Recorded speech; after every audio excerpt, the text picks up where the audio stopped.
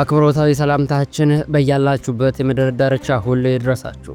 ሰላም ጤና ይስጥልን ክቡራትና ክቡራን የዛ ዴሊ ቤተሰቦች የደቡቃያችሁን ለሰዓቱ መደመጥ ያለባቸውን ሁለት አጫጭር እንዲሁም ሰበር መረጃዎችን ይዘን ቀርበናል። አብራችሁን ቆዩ። በቅድሚያ መረጃዎቹ ላስተዋውቃችሁ። ቀዳሚው መረጃ የሚሆነው በአቶ ጌታቸው ረዳ የሚመራው ህወሓት ትግራይ ሊበራል ዲሞክራሲያዊ ፓርቲ የሚባል አዲስ ፓርቲ ሊያቋቁሙ ነው። ዝርዝሩን በቀዳሚነት ታደምጡታላችሁ።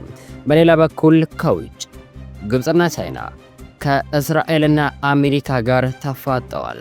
ግብጽና ቻይና በአይነቱ ልዩ ነው የተባለለትን የመጀመሪያውን የጋራ ወታደራዊ ልምምድ በእስራኤል ድንበር አቅራቢያ መጀመራቸው ተገልጿል። ዝርዝሩን የምናደርሳችሁ ይሆናል። ሰብስክራይብ በማድረግ የደውል ምልክቷን በመጫን የተለያዩ ሀገራዊ እንዲሁም ዓለም አቀፋዊ መረጃዎችን ማግኘት ትችላላችሁ። አሁን በቀጥታ ለሰዓት ወደ አዘጋጀንላችሁ መረጃዎች አልፋለሁ። በቅድሚያም በአቶ ጌታቸው ረዳ የሚመራው ህወሓት ትግራይ ሊበራል ዲሞክራሲያዊ ፓርቲ የሚባል አዲስ ፓርቲ ሊያቋቁም ነው። በአቶ ጌታቸው ረዳ የሚመራው ከህወሓት የተከፈለው ቡድን አዲስ የፖለቲካ ፓርቲ ለማቋቋም በሂደት ላይ መሆኑን ከአመራሮቹ መካከል አንዱ ለቢቢሲ ገልጸዋል። ይህ አዲስ በመዝገባ ሂደት ላይ የሚገኘው የፖለቲካ ፓርቲ በሊበራል ዲሞክራሲ ጽንሰ ሐሳብ የሚከተል መሆኑን የተናገሩት አመራሩ ትግራይ ሊበራል ዲሞክራሲያዊ ፓርቲ በማለት ለመጠራት መወሰኑም ተናግሯል። ስማቸው እንዳይገለጽ የጠየቁት እኚህ የቀድሞ የህወሓት አመራር ይህ ስም የፖለቲካ ፓርቲውን ለመመስረት በእንቅስቃሴ ላይ ባሉ ሰዎች የተመረጠ እንጂ ከምርጫ ቦርድ እውቅና ስላላገኘም ጉባኤ ሲካሄድ ሊቀየር ወይንም ሊሻሻል ይችላልም ብለዋል። በሁለት ተከፍለው እርስ በርሱ ሲካሰስ የቆየው ህወሓት የኢትዮጵያ ምርጫ ቦርድ ባስቀመጠው ቀነ ገደብ ጉባኤ ማካሄድ ባለመቻሉም ከፓርቲነት ሊሰረዝ እንደሚችል ቦርዱ ማስታወቁም ይታወሳል። የመሰረዝ አደጋ የገጠመው በደብረጽዮን ገብረ ሚካኤል የሚመራው ህወሓትም ከኢትዮጵያ መንግስት ጋር ተደራድሮ የፕሪቶሪያ ስምምነትን እንደፈረመ ድርጅቱ እንደ አዲስ በቦርዱ መመዝገብ ተገቢ አለመሆኑ ሲገለጽ ቆይቷል።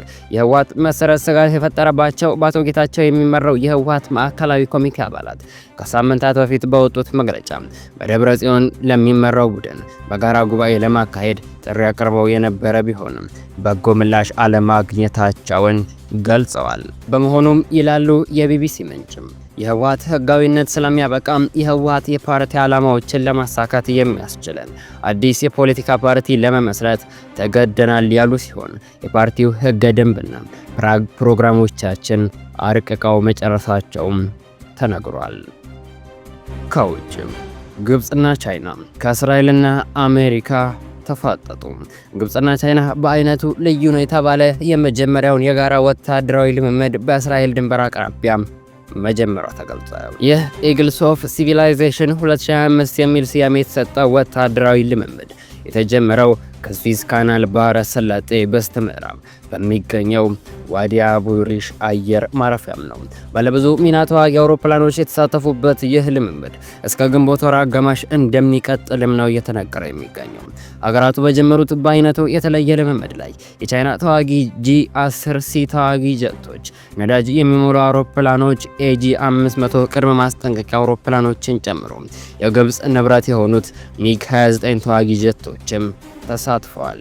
የግብጽ መከላከያ ሚኒስትር በሰጠው መግለጫ የሁለቱን ሀገራት የውጊያ ስልቶች ልምድ ለመለዋወጥና ግንኙነታቸውን ለማሳደግ መሆኑን የገለጹ ሲሆን የቻይና ብሔራዊ መከላከያ በበኩሉ የጋራ መተማመንን፣ መረዳዳትን፣ መደጋገፍን ለማጎልበት ትልቅ ጥቅም አለው ብለዋል። ይህንን ተከትሎ ከእስራኤል ድንበር አቅራቢያ የሰፈረው የግብጽ ወታደር ቁጥር እየጨመረ መምጣቱ የራስ መታት የሆነባቸው ለእስራኤል መከላከያ ባለስልጣናትና ግብጽ መካከል ያለውን ውጥረት አባብሰውታል።